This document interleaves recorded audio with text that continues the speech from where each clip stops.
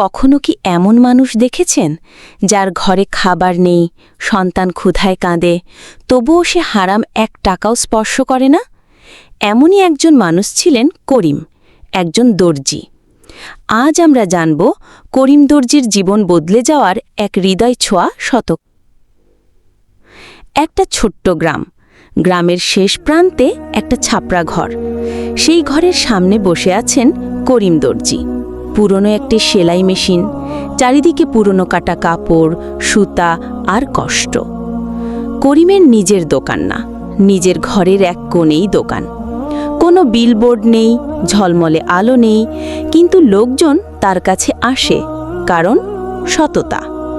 করিম গরিব, কিন্তু তার চরিত্র পাহাড়ের মতো অটল। লোকে বলে, এই দুনিয়ায় সবাই যদি করিমের মতো হতো তাহলে সমাজে আর হারাম হালালের ফারাক থাকত না।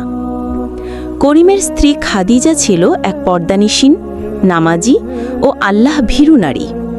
ঘরে এক মেয়ে 6 বছরের ফাতেমা আর এক ছেলে 9 বছরের হাসিব।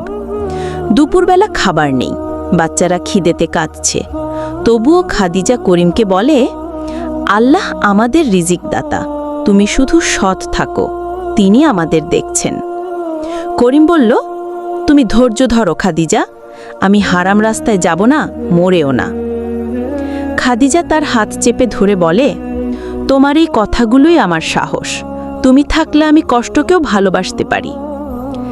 একদিন গ্রামের এক প্রভাবশালী লোক করিমের কাছে এলেন। তিনি বললেন, মেয়ের বিয়ের জন্য জামা সেলাই করতে হবে, সময় কম, কিন্তু তোমার সৎ কাজের কথা শুনেছি, কাজটা তোমাকেই দেব। তিনি 10 সেট কাপড় দিয়ে গেলেন। করিম যখন কাপড়গুলো সাজাচ্ছিল, একটার ভাঁজের মধ্যে হঠাৎ খুঁজে পেল মোটা টাকার বান্ডিল, প্রায় 25,000 টাকা। এক মুহূর্তে করিমের চোখে ভেসে উঠল তার সন্তানদের ক্ষুধার মুখ, স্ত্রীর চোখের জল, খাবার না থাকার যন্ত্রণা। সে ভেবে বসল, এটা তো কেউ জানে না, আমি যদি এই টাকাটা রাখি তাহলে কেউ বুঝবে না। কিন্তু পরক্ষণেই তার চোখে জল এসে গেল।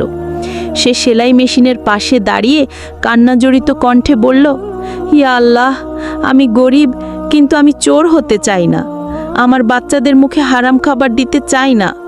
আপনি গরিবদেরও দেখেন, তাই আপনি আমারও সহায় হন। কাজ শেষ করে করিম কাপড়গুলো ভদ্রলোককে দিয়ে দিল, সাথে ছোট্ট একটা খাম, যার ভিতরে সেই টাকা। ভদ্রলোক জিজ্ঞেস করলেন, এটা কি? করিম বললেন, আপনার কাপড়ে ভুলে ফেলে যাওয়া টাকা, আমি সেগুলো নিরাপদে রেখেছিলাম। ভদ্রলোক অবাক, কিছুক্ষণ চুপ করে রইলেন। তারপর বললেন, করিম ভাই, আপনি শুধু কাপড় সেলাই করেন না, আপনি সততা বোনেন। আমি এতদিন এমন মানুষ খুঁজছিলাম। আমি একটা গার্মেন্টস ফ্যাক্টরির মালিক। আমি চাই আপনি সেখানে সুপারভাইজার হিসেবে কাজ করুন। বেতন থাকবে 25,000 টাকা মাসে, সঙ্গে বোনাস। করিম বিশ্বাস করতে পারছিল না, তার চোখে পানি। সে বলল, আমার কোনো ডিগ্রি নেই, আমি তো শুধু একজন দর্জি। ভদ্রলোক বললেন, আপনার ডিগ্রি সততা, আপনি আমার প্রতিষ্ঠানের জন্য গর্ব হবেন।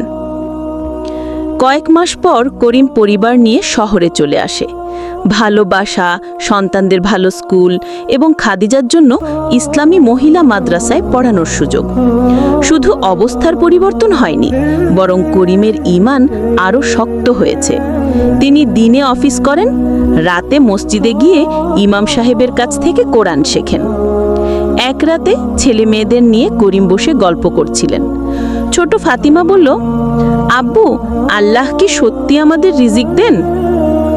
করিম বলল, হ্যাঁ মা, যদি আমরা সৎ থাকি তাহলে দরজা বন্ধ করলেও আসমান থেকে রিজিক এসে পড়ে।